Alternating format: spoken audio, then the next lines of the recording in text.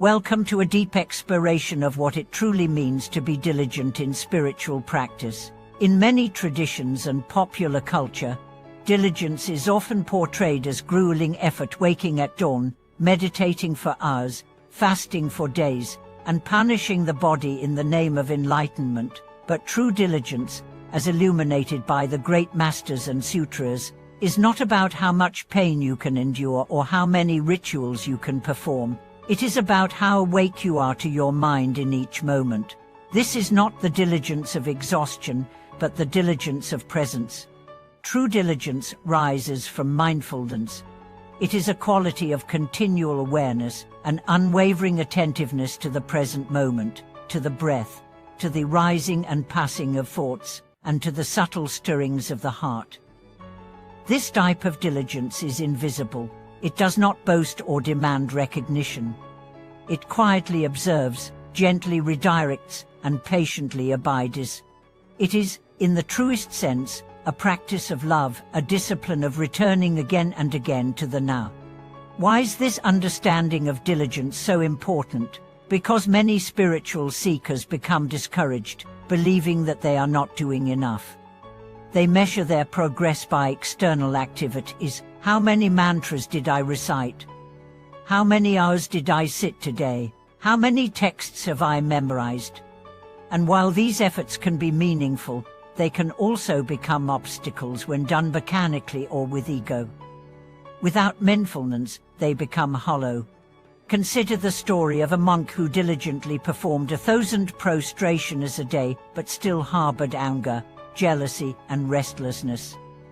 Another practitioner, who simply tended a garden with full awareness, radiated peace and compassion. What made the difference? The first was practicing effort. The second was practicing presence. This distinction marks the line between ritual and realization. Diligence is not measured in sweat or time, but in sincerity and clarity. You could be sweeping the floor, feeding a child, walking to work. If you are fully present, you are practicing. If your mind is clear and your heart is open, you are diligent. This is why the Buddha emphasized right mindfulness as a pillar of the Eightfold Path. Without it, our actions are unconscious, and unconscious action cannot lead to liberation. In our modern era, this teaching is more relevant than ever. Life is fast. Distraction is constant.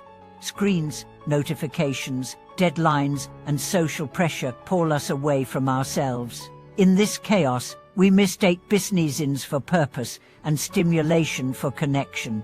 Real diligence, then, is revolutionary. It is the act of stopping, of listening, of choosing to be instead of constantly doing. The power of mindfulness is that it brings us back to what is real. Inhale, exhale, step, step, sound, silence.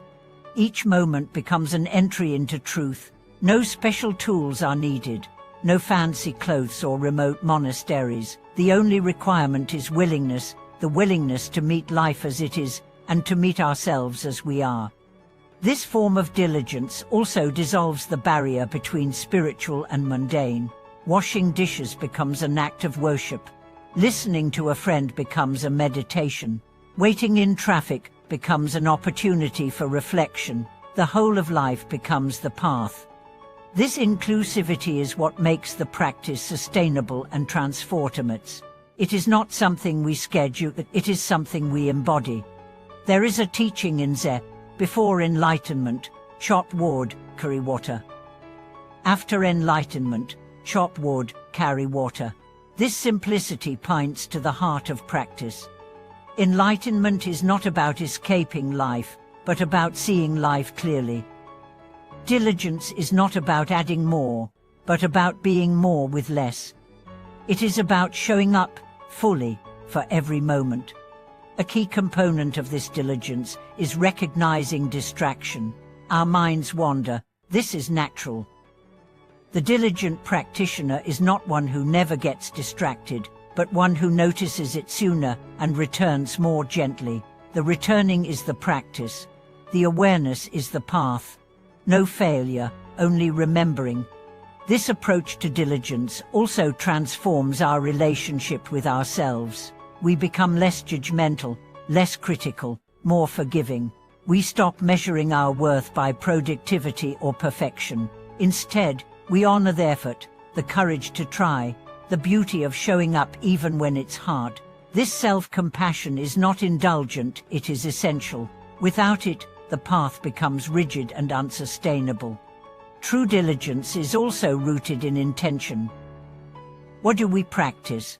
What moves us to the cushion, the prayer, the silence? If our motivation is fear, comparison, or ego, we will suffer. But if our motivation is love, clarity, and liberation, then even small acts become profound. A single breath taken in full awareness can open the heart. A single act of kindness can illuminate a dark day. There is great humility in this path. We recognize that we are not in control of outcomes. We do not practice to become someone else or to achieve a grand goal. We practice because it is the only thing that makes sense, because it aligns us with truth, with reality, with compassion, because it is the most honest way to live. As diligence deepens, it begins to radiate. We become steadier, more patient. We speak with greater intention. We listen more fully. Others may not notice the change at first, but they will feel it. We become anchors in a turbulent world, not perfect, but grounded, not flawless, but sincere. And when difficulties arise, as they will, we meet them not with panic, but with presence. We learn to stay, to breathe, to trust that this, too, is part of the path. Suffering does not disqualify us from practice, it becomes the very ground of our awakening. In the fire of discomfort, our diligence is forged. This is the heart of true effort, not force, but faith, not tension, but trust, not striving, but surrender. Diligence becomes devotion, and devotion becomes freedom. Thank you for watching this video.